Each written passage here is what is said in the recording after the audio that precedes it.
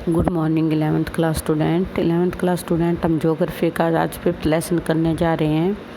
Lesson का नाम है महासागरों और महाद्वीपों का बंटवारा। यानी महासागर और महाद्वीपों का वितरण होता है, बंटवारा किस प्रकार हुआ। पहले तो सबसे पहले महाद्वीप क्या हैं, उनकी डेफिनेशन देखो। समुद्र तल से ऊपर उठे पृथ्वी के विशाल भूखंड महाद्वीप कहलाते हैं। महाद्वीप किसे कहते हैं? समुद्र तल से ऊपर उठे पृथ्वी के विशाल भूखंड महाद्वीप कहलाते हैं। जो विश्व में 7 महाद्वीप हैं। विश्व में कितने महाद्वीप हैं? विश्व में 7 महाद्वीप हैं। तो ये तो महाद्वीप की डेफिनेशन थी। और अब जो मैं आपको डेफिनेशन करवाने जा रही हूँ वो महासागर की है। महासागर सीमांत सागरों जैसे भूमध्य सागर व कैरिबियन सागर, बाल्टिक सागर इत्यादि को छोड़कर महासागरीय द्रोणियों में एकत्रित जल के विस्तार को महासागर कहते हैं। यानी जो महासागर विस्तार है वो द्रोणी बड़ी बड़ी नदियों का जो जल विस्तार है उनको क्या कहते हैं? महासागर कहते हैं। वास्तव में तो एक ही विश्व महासागर है, किंतु इसे वर्तमान 5 महासागरों में बांट रखा है। वर्तमान में कितने महासागरों में बांटा हुआ? 5 में। कौन कौन से महासागर हैं? प्रशांत महासागर, अंध महासागर, हिंद महासागर और आर्कटिक व दक्षिणी। आर्कटिक के बारे में बताती हूँ। आर्कटिक ग्लोब के उत्तरी गोलार्ध पर जो आर्कटिक महासागर है वो आर्कटिक महासागर ग्लोब के उत्तरी गोलार्ध में 66.5 उत्तरी अक्षांश के उत्तरी ध्रुव पर विस्तृत है। और प्रतिस्थापना और परिकल्पना, अगर हम इनके बारे में जानना चाहते हैं तो वह सिद्धांत जिसके अनुसार भूमंडल के सभी महाद्वीप किसी समय उपस्थित एक बड़ी भूसंहिता के रूप में थे। इस भूसंहिता के खंडित हो जाने पर इसके अलग अलग भाग महाद्वीपों के रूप में विस्थापित हो गए, बट गए। किस तरह बट गए कि जो कौन सा सिद्धांत है?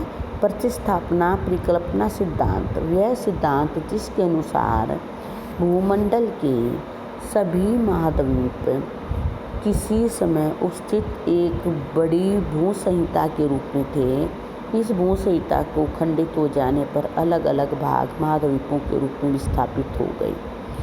और फिर हम कुछ ऐसे पढ़ते आएंगे, जैसे पॉइंटों के हिसाब से जीवाश्म के बारे में पढ़ेंगे। जीवाश्म क्या होते हैं? कुछ अवशेष अथवा पादप या जंतुओं के प्रतिरूप। यानी कुछ अवशेष किसी भी चीज़ के अवशेष हो सकते हैं, पेड़ पौधों के अवशेष हो सकते हैं, मरे हुए पशु पक्षियों के अवशेष हो सकते हैं, जंतुओं के अवशेष हो सकते हैं। क्या होते हैं? जो भूमि की परपट्टी है, जो भूमि की परत है, उसमें पाए जाने वाले विभिन्न शैलों में एक लंबी अवधि तक दबे तथा आरक्षित रहे हों। इसके नीचे क्या है? जो भूमि की परपट्टी है उसके नीचे दब जाते हैं और शैलों के रूप में एक लंबी अवधि तक वो आरक्षित रहते हैं। इसी तरह हम हिमयुग का वर्णन करेंगे। हिमयुग नवीनतम हिमयुग चतुर्थ महाकल्प के आदि से आरंभ होता है। उस समय यूरोप और उत्तरी अमेरिका के अधिकांश भाग पर बर्फ़ जम गई थी। क्या जम गई थी? बर्फ़ जम गई थी। अधिक बार बर्फ़ जम गई थी। ग्रीनलैंड और अंटार्कटिका की वर्तमान बर्फ़ चादरें हिमयुग के अवशेष हैं। किसके हैं? हिमयुग के अवशेष हैं। प्लेट टेक्टोनिक्स यूनानी भाषा में टेक्टोनिक्स का अर्थ है बिल्डर अर्थात निर्माता। प्लेट टेक्टोनिक्स 60 के दशक में विकसित एक ऐसी वैज्ञानिक संकल्पना है जिसके अनुसार पृथ्वी का भारी ठोस स्थलमंडल 7 बड़ी कुछ मोटी प्लेटों से बना हुआ है। कुछ वैज्ञानिक इन प्लेटों की संख्या अब 20 मानते हैं। जो 7 प्लेटों की संख्या थी, अब कुछ वैज्ञानिकों के अनुसार वो 20 मानी जा रही है। अब सारी प्लेटें, जब 2 प्लेटें एक दूसरे से विपरीत दिशा में अलग हटती हैं। अब सारी प्लेटें कौन सी होती हैं? अब सारी प्लेटें वो होती हैं जो एक दूसरे से विपरीत दिशा में हटती हैं। क्या करती हैं? एक दूसरे से विपरीत दिशा में हटती हैं, तो उन्हें अब सारी प्लेटें कहा जाता है। और जैसे अभिसरण, कुछ प्लेटें एक दूसरे की तरफ बढ़कर निकट आती हैं और वो जो आपस में टकराती हैं, बढ़कर एक दूसरे के क्या होती हैं? निकट आती हैं और क्या करती हैं? फिर आपस में टकराती हैं, तो ये क्या कहलाता है? अभिसरण कहलाता है। अब मैं थोड़ा आपको बताती हूँ प्लेट विवर्तनिक सिद्धांत क्या है। प्लेट विवर्तनिक सिद्धांत का शब्द सर्वप्रथम इसका प्रयोग टूजो विल्सन ने सन 1965 में किया था। प्लेट विवर्तनिक सिद्धांत का जो सर्वप्रथम प्रयोग है वो टूजो विल्सन ने सन 1965 में किया था। और प्लेट विवर्तन सिद्धांत का पहली बार प्रतिपादन मॉर्गन ने 1967 में किया था। महाद्वीपों और महासागरों की उत्पत्ति का यह सिद्धांत वास्तव में वैगनर के महाद्वीप विस्थापन सिद्धांत का संशोधित रूप है। इस सिद्धांत के अनुसार पृथ्वी 7 मुख्य प्लेटों में बटी हुई है। कितनी प्लेटों में बटी हुई है पृथ्वी? 7 मुख्य प्लेटों में बटी हुई है।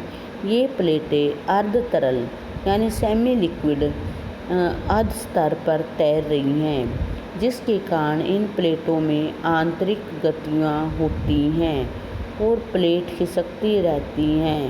इन्हीं प्लेटों द्वारा भू आकृतियों का निर्माण होता है। कौन सी? जो प्लेटें अर्ध तरल रूप में हैं, ये खिसकती रहती हैं और ये क्या करती हैं? गति में आंतरिक गतियाँ कम होती हैं। इन प्लेटों द्वारा भू आकृतियों का निर्माण होता है और संवहन क्रिया द्वारा ये भू प्लेटें खिसकती हैं तथा इनके साथ साथ महाद्वीप भी गति करते हैं। ये प्लेटों की मुख्य विशेषताएं कौन सी हैं? किसी भी प्लेट की परपट्टी महाद्वीपीय, महासागरीय अथवा दोनों प्रकार की मिश्रित भी हो सकती है। प्लेटें आपस में कभी भी एक दूर व कभी पास होती रहती हैं। प्रत्येक प्लेट का क्षेत्र उसकी मोटाई से ज़्यादा होता है। विवर्तन की सभी घटनाएं जैसे भूकंप, ज्वालामुखी तथा पर्वत निर्माण आदि इन्हीं प्लेटों के किनारों पर घटित होती हैं। तो बेटे थोड़ा सा जो चैप्टर है ये समझा गया है। नेक्स्ट वीडियो में होगा। Okay, thank you.